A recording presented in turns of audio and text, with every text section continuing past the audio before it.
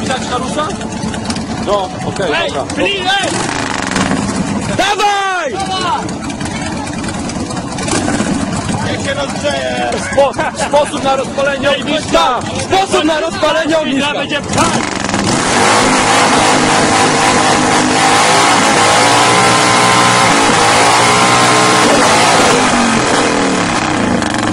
To można wrzucić.